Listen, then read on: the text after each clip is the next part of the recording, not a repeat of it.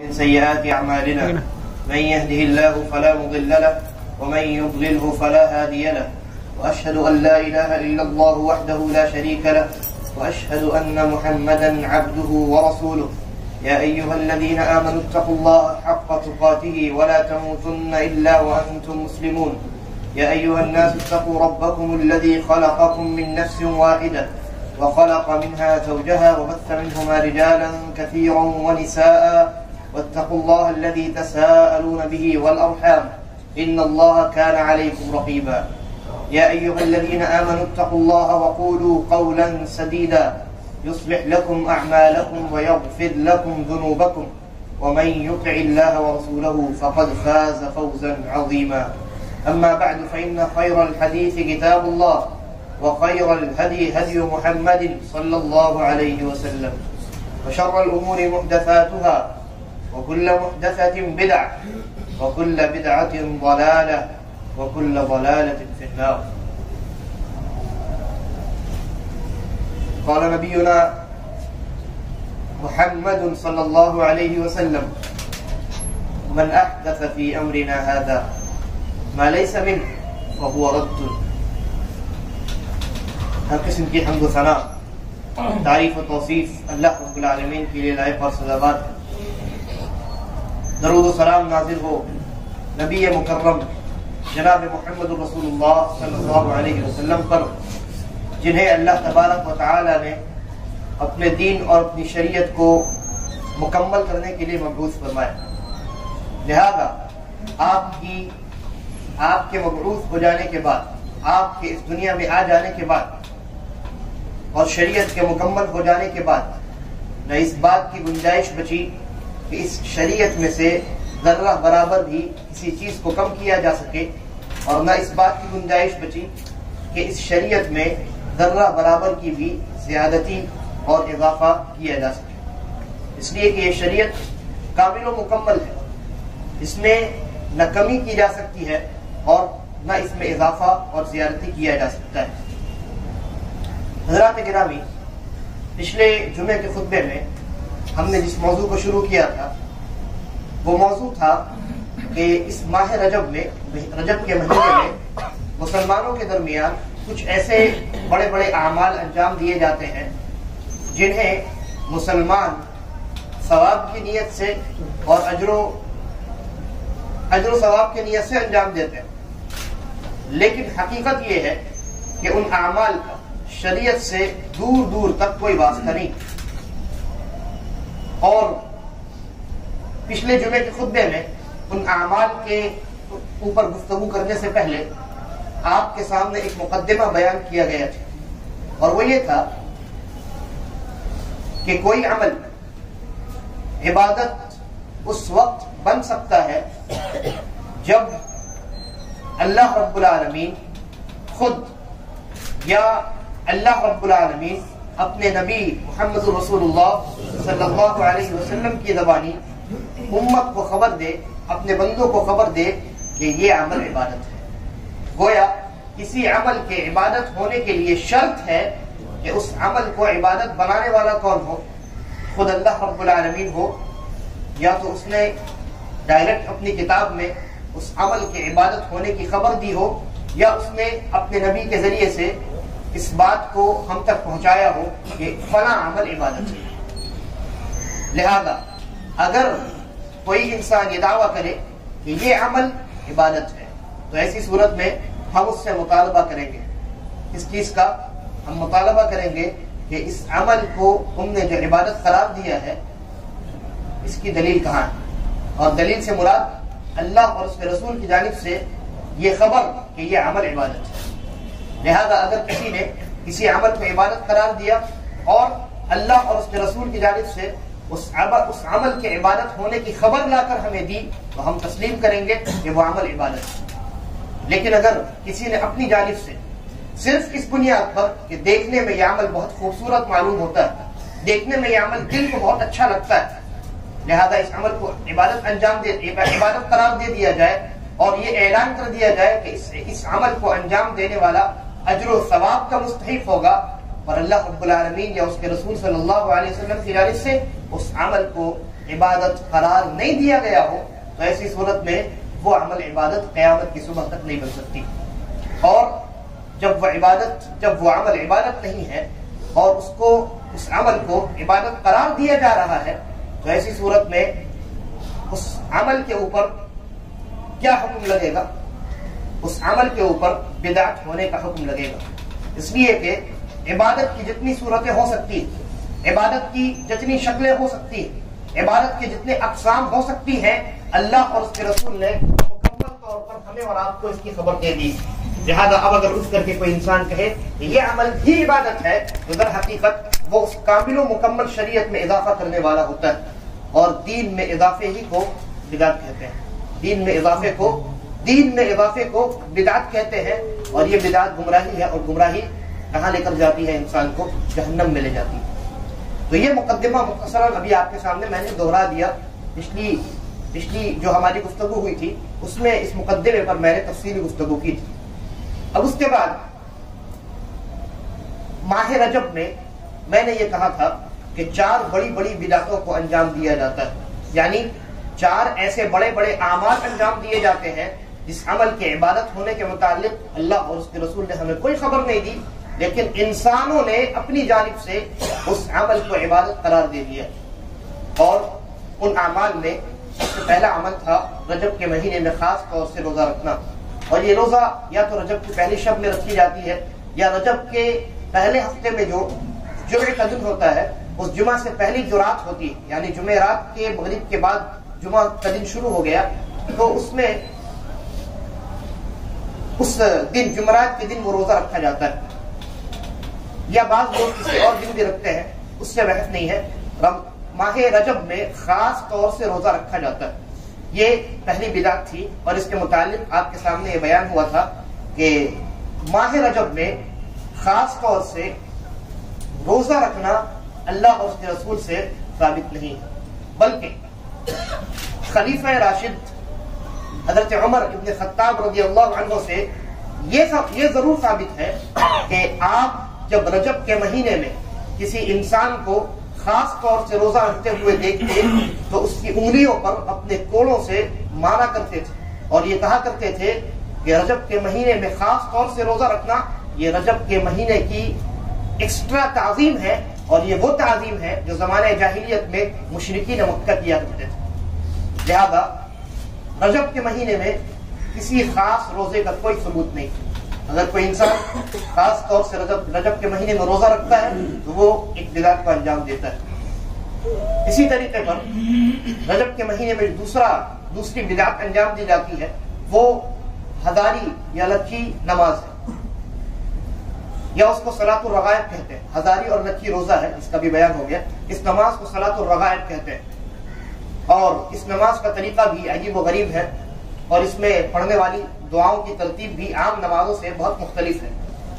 اس نماز کے متعلق علماء کا اجماع ہے، اتفاق ہے کہ یہ نماز اللہ اور اس کے رسول صلی اللہ علیہ وسلم سے ثابت نہیں، بلکہ میں نے یہ بیان کیا تھا کہ مذہب حنفی کی ایک مشہور کتاب رد المختار ہے، اس کے اندر یہ لکھا ہے کہ اس نماز کو 400 ہجری کے بعد ایجاد کیا گیا.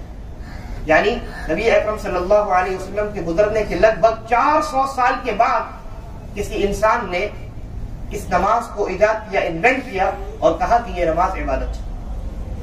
لہذا جو چیز 400 سال تک عبادت نہیں تھی وہ اچانک 400 سال کے بعد عبادت کیسے بن سکتی ہے؟ تو یہ 2 بڑی بدعتوں کا آپ کے سامنے بیان ہوا تھا. باقی بچتی ہیں 2 مزید بدعتیں. وہ کون سی ہے؟ پہلی ہے شب معراج کی بدعت اور دوسری ہے کنڈے کی بدعت. شب معراج کی جہاں تک بات ہے تو اس حقیقت سے انکار نہیں کیا جا سکتا کہ نبی مکرم جناب محمد رسول اللہ صلی اللہ علیہ وسلم کو اسراء اور معراج کروایا گیا تھا. اسراء کہتے ہیں مکہ المکرمہ سے فلسطین میں جو بیت المقدس ہے وہاں تک کے سفر کو. تو نبی اکرم صلی اللہ علیہ وسلم نے حضرت جبرائیل علیہ السلام کے ساتھ مکہ المکرمہ سے بیت المقدس کا سفر اسی ایک رات میں طے کیا. یہ ہے اسراء. پھر اسراء کے بعد بیت المقدس سے حضرت جبرائیل علیہ السلام کے ساتھ نبی اکرم صلی اللہ علیہ وسلم نے آسمانوں کا جو سفر کیا تھا اس کو کہتے ہیں معراج. معراج کا مطلب ہوتا ہے اوپر چڑھنا، عروج میں جانا. تو اللہ کے نبی صلی اللہ علیہ وسلم بیت المقدس سے براق پر سوار ہو کر، براق ایک سواری ہے جس کو حضرت جبرائیل علیہ السلام لے کر آئے تھے، تو اس پر سوار ہو کر آپ نے آسمانوں کا سفر کیا تھا اور آسمان میں اللہ رب العالمین کے بہت زیادہ قریب ہو گئے تھے اور وہاں اللہ رب العالمین کی جانب سے بہت سارے احکامات، بہت ساری چیزیں آپ کو عطا کی گئی تھی. تو اس حقیقت سے دنیا کا کوئی مسلمان انکار نہیں کر سکتا. جو انکار کرتا ہے اس کو اپنے ایمان پر اور اپنے اسلام اور مسلمان ہونے پر تحقیق کرنی چاہیے اور ذرا غور و فکر کرنا چاہیے. تو اس حقیقت سے کسی کو انکار نہیں. البتہ یہ جو معاملہ پیش آیا اسراء اور معراج کا، یہ معاملہ کس تاریخ کو پیش آیا اس میں بہت اختلاف علماء کا اس مسئلے میں کہ یہ کس تاریخ کو پیش آیا، کس تاریخ کو اللہ کے نبی صلی اللہ علیہ وسلم کو معراج ہوئی. اس تاریخ کے متعین کرنے میں علماء کے درمیان شدید قسم کا اختلاف اور کوئی بھی ایک تاریخ اس سلسلے میں ثابت نہیں. جس کسی نے بھی، آپ دنیا کی کوئی بھی کتاب اٹھا لیجیے، جس کسی نے بھی اسراء اور معراج کی کوئی تاریخ بتائی ہے، اس نے صرف یہ کہا ہے کہ ممکن ہے کہ یہ تاریخ رہی ہوگی. کسی نے بھی 100% یہ نہیں کہا کہ یہی تاریخ تھی. اور ان تواریخ میں، ان ڈیٹس میں جو ہمارے درمیان جو تاریخ مشہور ہے 10 نبوت 27 رجب، یعنی بعض لوگ یہ کہتے ہیں کہ اللہ کے نبی صلی اللہ علیہ وسلم کو اسراء اور معراج کب ہوئی؟ نبوت کے 10ویں سال، جب آپ کو نبوت ملی اس وقت سے لے کر جب 10 سال گزر گیا، 10واں سال چل رہا تھا، اس 10ویں سال میں 27ویں رجب کی شب میں نبی اکرم صلی اللہ علیہ وسلم کو اسراء اور معراج کروایا گیا. اولاً تو یہ کہ جنہوں نے یہ بات لکھی ہے انہوں نے بھی یہ نہیں لکھا کہ اسی تاریخ کو 100% اللہ کے نبی صلی اللہ علیہ وسلم کو اسراء اور معراج میں تھی. لہذا جب لکھنے والے نے یہ نہیں لکھا تو ہم اور آپ جو استدلال جو ان کی کتابوں کو پڑھنے والے ہیں، ہم کیسے 100% یہ کہہ سکتے ہیں کہ اسی رات کو اللہ کے نبی صلی اللہ علیہ وسلم کو اسراء اور معراج ہے؟ پہلی بات. دوسری بات، اگر ہم یہ مان لیں کہ چلو 10 نبوت کو 27ویں رجب کو اللہ کے نبی صلی اللہ علیہ وسلم کو معراج ہوتی ہے، تو ایسی صورت میں ہمارا یہ ماننا خود بخود غلط ہو جاتا ہے. کیسے؟ نبی اکرم صلی اللہ علیہ وسلم کی سب سے پہلی زوجہ محترمہ کون ہے؟ حضرت خدیجہ الکبریٰ رضی اللہ عنہا. اور مؤرخین کا اتفاق ہے کہ حضرت خدیجہ الکبریٰ رضی اللہ عنہا کا انتقال 10 نبوت میں، یعنی جس میں یہ دعویٰ کیا جاتا ہے کہ جس سال میں اللہ کے نبی کو اسراء اور معراج ہوئی تھی اسی سال 10 نبوت میں شوال کے مہینے میں، جو رجب کے بعد آتا ہے، رجب کے بعد شعبان کے بعد رمضان، پھر اس کے بعد شوال. تو اس بات پر اتفاق ہے کہ 10 نبوت میں، نبوت کے 10ویں سال میں شوال کے مہینے میں حضرت خدیجہ الکبریٰ رضی اللہ عنہا کا انتقال ہوا تھا. اس بات پر اتفاق ہے. یہ پہلا اتفاق ہے. دوسرا اتفاق یہ کہ مؤرخین نے اس بات پر بھی اتفاق کیا ہے کہ حضرت خدیجہ الکبریٰ رضی اللہ عنہا کی زندگی میں جو 5 وقتہ نمازیں ہیں، یہ نمازیں مسلمانوں کے اوپر فرض نہیں کی گئی تھی. یہ 2 اتفاق آپ نے سنا. اور اس بات پر بھی اتفاق ہے، یہ تیسرا اتفاق، اور یہ اتفاق سب کا ہے. اس بات پر بھی اتفاق ہے کہ اللہ کے نبی صلی اللہ علیہ وسلم کو 5 نمازوں کا تحفہ کب عطا کیا گیا تھا؟ معراج میں. کب عطا کیا گیا؟ معراج میں. معراج میں جب آپ تشریف لے گئے تو وہاں اللہ رب العالمین کی جانب سے آپ کو 5 وقتہ نمازوں کی شکل میں ایک عظیم عبادت کا تحفہ امت کے لیے عطا کیا گیا. ٹھیک ہے. اب آپ ان دونوں چیزوں کو ملائیے, ان دونوں چیزوں کو ملائیے. ایک طرف حضرت خدیجہ الکبریٰ رضی اللہ عنہا ہے جن کی زندگی میں نماز فرض نہیں ہوئی, اس بات پر اتفاق ہے. ٹھیک ہے. دوسری چیز, اس بات پر بھی اتفاق ہے کہ معراج کی شب ہی نبی اکرم صلی اللہ علیہ وسلم کو نماز عطا کی گئی. نتیجہ کیا نکلا؟ نتیجہ یہ نکلا کہ حضرت خدیجہ الکبریٰ رضی اللہ عنہا کی زندگی میں اللہ کے نبی صلی اللہ علیہ وسلم کو معراج نہیں. اور یہ نتیجہ درست ہے. اس بات کا ثبوت یہ ہے کہ حضرت خدیجہ الکبریٰ رضی اللہ عنہا کا انتقال 10 شوال 10ویں نبوت میں ہوا. 10 شوال کے مہینے میں کسی تاریخ کو 10ویں نبوت میں ہوتا ہے.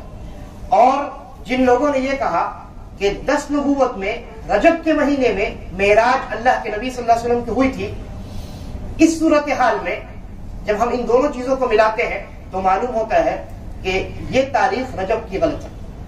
اس لیے کہ حضرت خدیجہ الکبریٰ کی زندگی میں رضی اللہ عنہا نماز فرض ہی نہیں ہوئی. اس کا مطلب کیا ہوگا؟ نماز فرض نہیں ہوئی, اس کا مطلب کیا ہوگا؟ اللہ کے نبی کو معراج نہیں ہوئی. بات سمجھ میں آ رہی؟ حضرت خدیجہ الکبریٰ کا انتقال جب ہوا تو وہ کون سی تاریخ تھی؟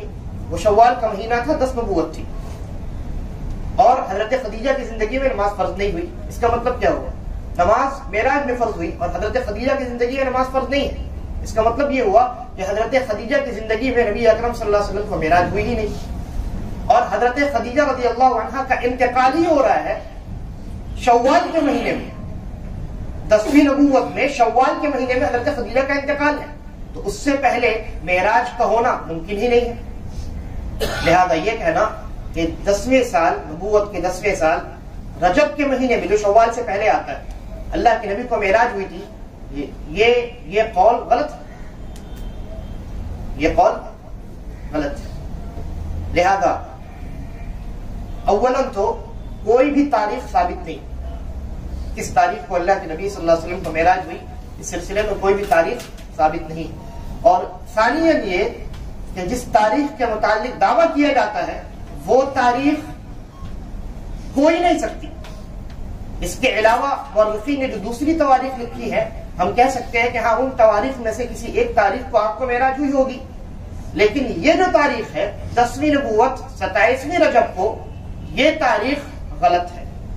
یہ تاریخ ہم وثوق کے ساتھ کہہ سکتے ہیں, اعتماد کے ساتھ کہہ سکتے ہیں یہ تاریخ غلط ہے, اس لیے کہ یہ وہ تاریخ ہے جو حضرت خدیجہ کی زندگی میں آ رہا ہے اور حضرت خدیجہ کی زندگی میں نماز فرض ہی نہیں ہوئی. لہذا 10 نبوت 27ویں رجب کی شب کو یہ دعویٰ جو کیا جاتا ہے کہ نبی اکرم صلی اللہ علیہ وسلم کو معراج ہوئی تھی, یہ دعویٰ غلط ہے. اور اس دعویٰ پر کوئی دلیل نہیں, بلکہ اس دعویٰ کے غلط ہونے پر میں نے ابھی دلیل پیش کر. تیسری بات, اگر ہم مان لیں کہ 27ویں رجب کی شب کو ہی نبی اکرم صلی اللہ علیہ وسلم کو معراج ہوئی تھی, تو ایسی صورت میں معاشرے میں ہمارے اس رات میں جو خصوصی اعمال انجام دیے جاتے ہیں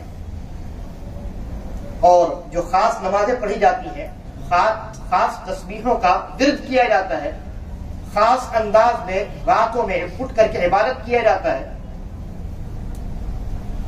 یہ پورا طریقہ نبی اکرم صلی اللہ علیہ وسلم کی زندگی میں موجود ہونا چاہیے.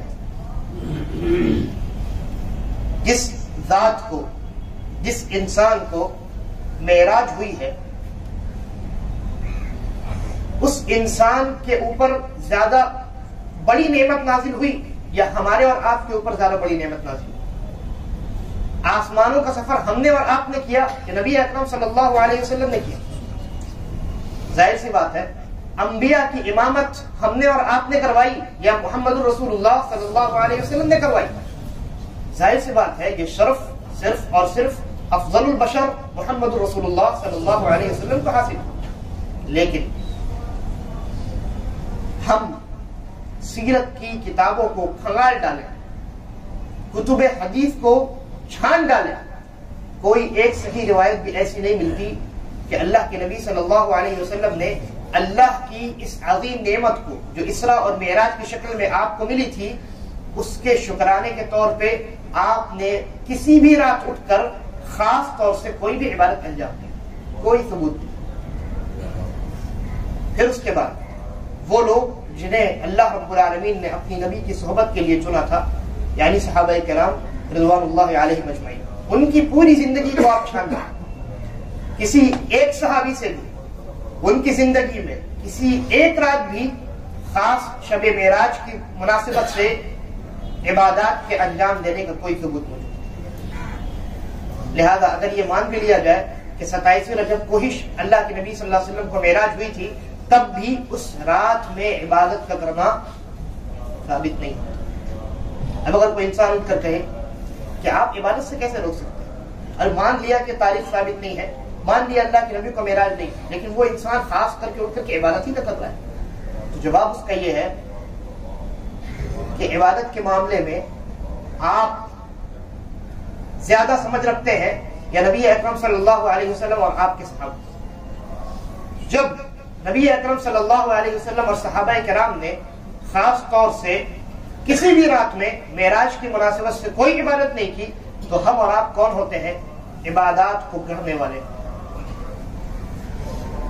یہاں بھی دو باتیں ہو سکتی ہیں، یا تو ہم یہ کہیں کہ اللہ کے نبی صلی اللہ علیہ وسلم نے ہمیں اور آپ کو نہیں بتایا کہ ہاں اس رات بھی عبادت کرنی، اور چھپا لیا، اور یہ بات کوئی مسلمان نہیں کہہ سکتا۔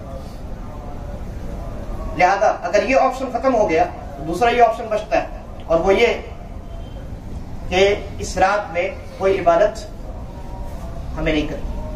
اگر اس کے باوجود بھی ہم کرتے ہیں تو در حقیقت ہم یہ دعویٰ کر رہے ہوتے ہیں کہ ہمیں عبادت کے متعلق نبی اکرم صلی اللہ علیہ وسلم اور صحابہ سے زیادہ سمجھ، نبی اکرم صلی اللہ علیہ وسلم اور صحابہ سے زیادہ علم ہمیں ہو گیا کہ ہم نے ان عبادات کو انجام دینا شروع کر دیا جن عبادات کا کوئی ثبوت اور کوئی ذکر اس زمانے میں، جس زمانے میں آسمان سے وحی نازل ہوتی تھی، حضرت جبرائیل علیہ السلام لے کر اللہ رب العالمین کا پیغام محمد رسول اللہ صلی اللہ علیہ وسلم کے پاس حاضر ہوا کرتے تھے، اس زمانے میں جس عبادت کا ثبوت نہیں ہے، اس عبادت کا تذکرہ یا اس عبادت کے متعلق ہم اپنی جانب سے کیسے پہل کر سکتے ہیں؟ لہذا کسی بھی صورت میں، کسی بھی اعتبار سے، کسی بھی زاویے سے شب معراج کی مناسبت سے کوئی عبادت مسلمانوں کو کرنے کی اجازت نہیں ہے۔ جو انسان کرے جاننے کے بعد کہ اس رات میں اللہ کے نبی نے عبادت نہیں کی، وہ انسان در حقیقت بدعت کو انجام دے رہا ہے، اور بدعت جہنم میں لے جانے والی ہے۔ یہ تیسری بڑی بدعت تھی جو رجب کے مہینے میں ہوتی ہے۔ چوتھی بڑی بدعت جو کنڈے کی شکل میں ہوتی ہے، اور یہ کنڈا حضرت جعفر صادق رحمہ اللہ کی یوم پیدائش کے مناسبت سے کیا جاتا ہے۔ حلوہ پوری ہوتی ہے اور اس کے اوپر فاتحہ پڑھی جاتی ہے، اور اس میں حضرت جعفر صادق رضی اللہ عنہ رحمہ اللہ کے نام کو لیا جاتا ہے، یا یہ سمجھ لیجئے کہ وہ پورا کا پورا کھانا انہی کے نظر ہوتا ہے۔ یہ کنڈا ہے، اور یہ آج ہمارے زمانے میں، ہمارے معاشرے میں بہت عام ہے۔ ایک زمانہ ایسا تھا جب یہ جو کنڈا ہے یہ سنیوں کے درمیان نہیں تھا۔ غور سے سنیں، ایک زمانہ ایسا تھا یہ جو کنڈا ہے یہ ہمارے اور آپ کے گھروں میں سنیوں کے درمیان، اس کا کوئی وجود نہیں تھا، بلکہ یہ کنڈا شیعوں کے گھر میں چھپ چھپا کر انجام دیا جاتا تھا۔ لیکن پھر آہستہ آہستہ کیسے یہ شیعوں سے ہو کر کے سنیوں میں آ گیا، ابھی انشاءاللہ آپ کے سامنے اس کا بیان ہے۔ اللہ تبارک و تعالی ہمیں اور آپ کو صحیح سمجھ کی توفیق عطا فرمائے۔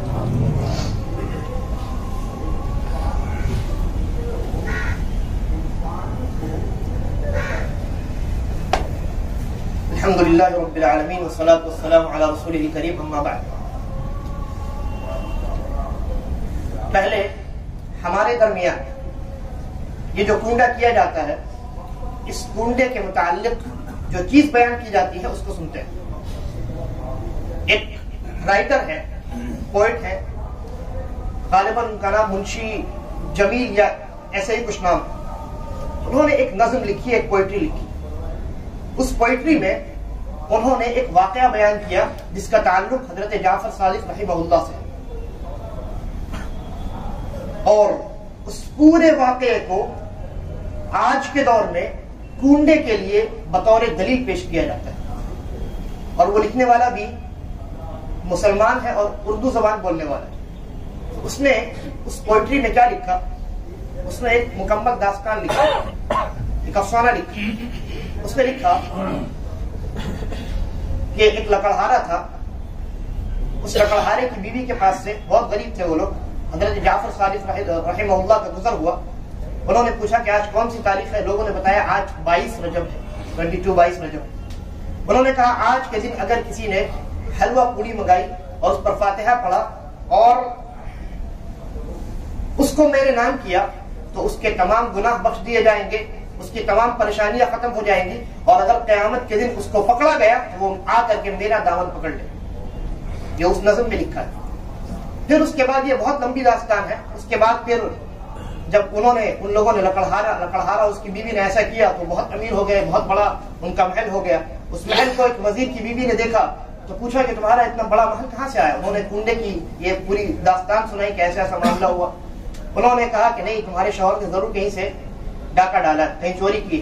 جیسے ہی اس نے یہ بات کہی، اس کا جو شوہر تھا وزیر، اس کو اس کے عہدے سے معزول کر دیا گیا اور اس کو جیل میں قید کر دیا گیا۔ پھر آخر، بہت لمبی داستان ہے، آخر میں معاملہ یہاں تک پہنچ گیا کہ وزیر اور اس کی بیوی کو اب قتل کا، ان دونوں کے قتل کا حکم دے دیا گیا۔ پھر جب قتل کی رات ہوئی تو اس کی جو بیوی تھی اس نے توبہ کی اور یہ عزم کر لیا کہ اگر مجھے اس جیل سے اور اس قتل سے نجات مل گئی تو میں حضرت جعفر صادق رحمہ اللہ کے نام پر کونڈا کیا کروں گی۔ جیسے ہی اس نے یہ عزم کیا، ادھر کچھ ایسا معاملہ ہوا، بادشاہ نے حکم دیا کہ ان دونوں کو آزاد کر دیا جائے۔ پھر جب آزاد کر دیا گیا تو انہوں نے بادشاہ کے سامنے کنڈے والی پوری داستان سنائی۔ بادشاہ بھی کنڈا کرنے لگا، پوری رعایا بھی کنڈا کرنے لگی۔ اور اس نظم کے اندر، اس واقعے کے شروع میں یہ لکھا ہے کہ وہ جو وزیر تھا وہ در حقیقت مدینہ منورہ میں ایک بادشاہ کے یہاں وزیر تھا اور وہاں اس کا محل تھا۔ یہ پوری داستان ہے جس کو بیان کیا جاتا ہے، بڑے مزے لے لے کر لوگ بیان کرتے ہیں اور ساتھ ساتھ بڑے مزے لے لے کر حلوہ پوری کھاتے ہیں، اور اس کو کنڈے کا نام دیا جاتا ہے، حضرت جعفر صادق رحمہ اللہ کا کنڈا۔ آپ اس داستان کو اگر ایک نظر دیکھیں تو آپ کے سامنے حقیقت واضح ہو جائے۔ مدینہ منورہ میں کبھی کوئی بادشاہ نہیں تھا، اگر وہاں کچھ تھا تو خلافت تھی، اور حضرت عمر رضی اللہ عنہ کا کوئی دربار نہیں تھا۔ لوگ باہر سے یہ سوچ کر آیا کرتے تھے کہ مسلمانوں کا خلیفہ ہے، کتنا بڑا دربار ہوگا، لیکن حضرت عمر کو مسجد میں چٹائی پر بیٹھا ہوا پاتے تھے۔ مدینہ منورہ میں کہاں سے کوئی بادشاہ ہو سکتا ہے؟ مدینہ منورہ میں کہاں سے کوئی محل آ سکتا ہے؟ اور جس جعفر صادق رحمہ اللہ کا یہ تذکرہ کر رہے ہیں کہ ان کا گزر اس لکڑہارے کے پاس سے ہوا تھا، اور وہ لکڑہارا مدینہ میں تھا اور وہاں وہ بادشاہ تھا۔ حضرت جعفر صادق رحمہ اللہ کی جو پیدائش ہے وہ سن 80 ہجری یا 84 ہجری میں، اور تاریخ یا تو 8 رمضان ہے یا 17 ربیع الاول ہے، 22 رجب نہیں، 22 رجب نہیں۔ لوگ کہیں گے انتقال ہو سکتا ہے، انتقال بھی نہیں۔ انتقال میں تو اتفاق ہے 15 شوال 148 ہجری، یہ حضرت جعفر صادق رحمہ اللہ کے انتقال کی تاریخ ہے۔ تو 22 رجب کہاں سے آئے؟ میں انشاءاللہ بھی بتاؤں گا کہاں سے۔ تھوڑا سا ممکن ہے 5 منٹ زیادہ لگ جائے، لیکن صبر کریں۔ یہ پہلی بات ہے۔ دوسری بات، حضرت جعفر صادق رحمہ اللہ کی زندگی جو ہے 80 ہجری یا 84 ہجری سے لے کر 148 ہجری، یہ جو مدت ہے، اس درمیان میں مدینہ خلافت کا مرکز بھی نہیں رہا۔ حضرت جعفر صادق کے ابتدائی جو 52 سال تھے اس میں بنو امیہ کی حکومت تھی، اور ان کا دارالخلافہ یعنی راجدھانی کہاں تھی؟ دمشق، شام میں تھی۔ شام میں ان کی راجدھانی تھی، جس کو سیریا کہتے ہیں۔ سیریا بہت چھوٹا سا ہے، پہلے بہت بڑا ہوا کرتا تھا۔ مدینہ میں ان کی راجدھانی تھی ہی نہیں۔ اور جب بنو امیہ کی حکومت ختم ہوئی تو بنو عباسیہ کی حکومت شروع ہوئی۔ ان کا دارالخلافہ بھی مدینہ میں نہیں تھا، ان کا دارالخلافہ کہاں تھا؟ بغداد میں تھا۔ لہذا مدینہ میں کسی بھی صورت میں نہ کوئی بادشاہ گزرا اور نہ کسی خلیفے نے مدینے کو اپنی راجدھانی بنائی حضرت جعفر صادق رحمہ اللہ کی زندگی۔ لہذا یہ قصہ بالکل باطل ہے، اور اس قصے کو لکھنے والا ایک اردو بولنے والا انسان جس کا شریعت کے علوم سے، تاریخ سے، حدیث سے کوئی واسطہ نہیں۔ کیا ہم اتنے بے وقوف ہو گئے ہیں کہ ایک شاعر اٹھ کر کے ایک داستان لکھ دے اور اس داستان کی بنیاد پر ہمیں ایک مہینے میں بہت ساری عبادات کو خاص کر کے اس مہینے میں ان خاص عبادات کو انجام دینا شروع کر دیں؟ کیا شریعت کسی شاعر کے کلام پر بنیاد رکھتی ہے؟ ہرگز نہیں۔ قرآن و حدیث کے اندر شریعت کی جو تعلیمات ہے، اگر ان کو آپ دیکھیں گے تو اس طرح کی کوئی بھی بات موجود نہیں، اور اس طرح کا متکبرانہ جملہ جو حضرت جعفر صادق رحمہ اللہ کی طرف منسوب کیا جاتا ہے، کون ہے حضرت جعفر صادق؟ کون؟ حضرت امام حضرت حسین یا حسن رضی اللہ عنہما کی نسل سے، ان کی نسل سے، ان کے پوتے یا پر پوتے، اور یہ خاندان نبی اکرم صلی اللہ علیہ وسلم کا خاندان تھا۔ کیا نبی اکرم صلی اللہ علیہ وسلم کے خاندان کے متعلق یہ گمان کیا جا سکتا ہے کہ دنیا میں وہ اتنا بڑا دعویٰ کرے کہ اگر قیامت میں تم پریشانی میں پھنس جاؤ، اللہ کی جانب سے تم کو عذاب دیا جانے لگے تو میرا دامن پکڑ لو؟ ہرگز نہیں۔ نبی مکرم جناب محمد رسول اللہ صلی اللہ علیہ وسلم نے حضرت فاطمہ رضی اللہ عنہا کو کیا کہا تھا؟ کہا تھا یا فاطمہ بنت محمد، اے فاطمہ بنت محمد، سلینی ما شئت من مالی، میرے مال سے دنیا میں جو چاہیے مانگ لو، ولا اغنیکی من اللہ شیئا، قیامت کے دن اگر اللہ کی گرفت ہو گئی تو میں کسی کام آنے والا نہیں۔ یہ صحیح بخاری اور صحیح مسلم کی روایت۔ یہ کون کہہ رہا ہے؟ سید الانبیاء محمد الرسول اللہ صلی اللہ علیہ وسلم کا یہ فرمان ہے، آپ کے یہ کلمات ہیں۔ آپ یہ کہیں کہ اے عائشہ دنیا میں میرے مال سے جو مانگنا ہے مان لو، قیامت کے دن میں تمہارے کسی کام نہیں آؤں گا، یہ اللہ کے نبی صلی اللہ علیہ وسلم کا فرمان ہو، اور آج کل کا ایک انسان کھڑے ہو کر کے یہ کہے کہ حضرت جعفر صادق جو اللہ کے نبی صلی اللہ علیہ وسلم کی نسل سے ہے رحمہ اللہ، انہوں نے ایسا جملہ ارشاد کیا کہ قیامت کے دن میرا دامن پکڑ لو، کیا یہ ممکن ہے؟ کیا یہ ممکن ہے؟ ہرگز نہیں۔ یہ تہمت ہے، الزام ہے، جھوٹ ہے، افترا ہے، اور اس کی کوئی حقیقت نہیں۔ لہذا ایسے خرافات سے اپنے آپ کو، اپنی نسل کو، اپنی اولاد کو بچا کر رکھیں۔ ہمارا دین بہت صاف ستھرا ہے، بہت سیدھا سادہ ہے۔ ہمارے دین کی جو اصل ہے وہ اللہ رب العالمین کا فرمان اور محمد رسول اللہ صلی اللہ علیہ وسلم کا فرمان، اس سے زیادہ اور کچھ نہیں۔ اگر ہم اس سے زیادہ بڑھتے ہیں تو پھر ہماری صورتحال میں، اور بالخصوص جو ہمارے ہندو ہیں، اس سرزمین میں رہنے والے ہندو لوگ، ان کے درمیان کوئی فرق نہیں رہے۔ ان کے یہاں بھی سال کے 365 دن کسی نہ کسی کی پوجا کی جاتی ہے، کوئی نہ کوئی معبود ہوتا ہے جس کی وہ پوجا کرتے ہیں۔ آج مسلمانوں کا وہی حال ہو گیا ہے کہ نہیں ہو گیا؟ ان کے یہاں بھی ہر مہینے ہر دن کسی نہ کسی کی عبادت کی جاتی ہے۔ آج کسی کے نام پہ مرغا ذبح کیا جا رہا ہے، کل کسی کے نام پہ خصی ذبح کی جا رہی، پرسوں کسی کے نام پہ فاتحہ خوانی کی جا رہی، ترسوں کسی کے یہاں نظر چڑھائی جا رہی، اور اس طرح سے لگاتار یہ سلسلہ جاری اور ساری۔ پھر ہم نے اور ان کے درمیان کیا فرق ہے؟ اللہ رب العالمین نے ہمیں اور آپ کو 5 وقت عبادت کا حکم دیا ہے، روزہ رکھنے کا حکم دیا ہے، مال سے زکات ادا کرنے کا حکم دیا ہے، استطاعت ہے تو حج کرنے کا حکم دیا ہے۔ یہ 5 قسم کی عبادات ہیں، 4 قسم کی عبادت، اور انہی عبادات کی الگ الگ حکموں والی صورت ہے۔ جیسے فرض نماز ہے تو اس کے بالمقابل نفل نماز ہے، فرض روزہ ہے تو اس کے بالمقابل نفل روزہ ہے، فرض زکات ہے تو اس کے بالمقابل نفل صدقہ ہے، حج ہے تو اس کے بالمقابل عمرہ ہے، اور پھر نفل عمرہ ہے، نفل حج ہے۔ تو یہ تمام چیزیں عبادات میں آتی ہیں، اور ان تمام کی عبادات ہونے کے لیے شرط ہے کہ اللہ اور اس کے رسول کی جانب سے ہمیں خبر دی گئی۔ لہذا وہ عبادات جن کے متعلق اللہ اور اس کے رسول کی جانب سے خبر موجود ہو، اسٹیمپ شریعت کا لگا ہو، تو ایسی صورت میں ہم اس عمل کی عبادت مانیں گے۔ اور اگر اس عمل کے عبادت ہونے کے متعلق کوئی ذکر نبی اکرم صلی اللہ علیہ وسلم کی جانب سے، صحابہ کی جانب سے ہمیں اور آپ کو نہ ملے، تو ایسی صورت میں آنکھ بند کر کے ہم یہ کہیں گے کہ یہ عمل قیامت کی صبح تک شریعت کا حصہ نہیں ہو سکتا، عبادت نہیں ہو سکتی۔ اللہ تبارک و تعالی سے دعا ہے کہ وہ ہمیں صحیح اور سیدھے دین پر چلنے کی توفیق عطا فرمائے، صحیح عقیدے پر زندگی گزارنے کی توفیق عطا فرمائے۔ نبی اکرم صلی اللہ علیہ وسلم اور آپ کے صحابہ کا جو منہج اور طریقہ ہے جس کو ہم منہج سلف کہتے ہیں، اس منہج پر ہمیں اور آپ کو چلنے کی اور زندگی گزارنے کی توفیق عطا فرمائے، اور ہمارا خاتمہ بھی اسی عقیدے پر اور اسی منہج پہ ہو۔ اما بعد فإن خير الحديث كتاب الله وخير الهدي هدي محمد صلى الله عليه وسلم وشر الأمور محدثاتها وكل محدثة بدعة وكل بدعة ضلالة وكل ضلالة في النار. عباد الله رحمكم الله، إن الله يأمركم بالعدل والإحسان وإيتاء ذي القربى وينهى عن الفحشاء والمنكر والبغي يعظكم لعلكم تذكرون. اذكروا الله يذكركم وادعوه يستجب لكم ولذكر الله أكبر والله يعلم ما تصنعون.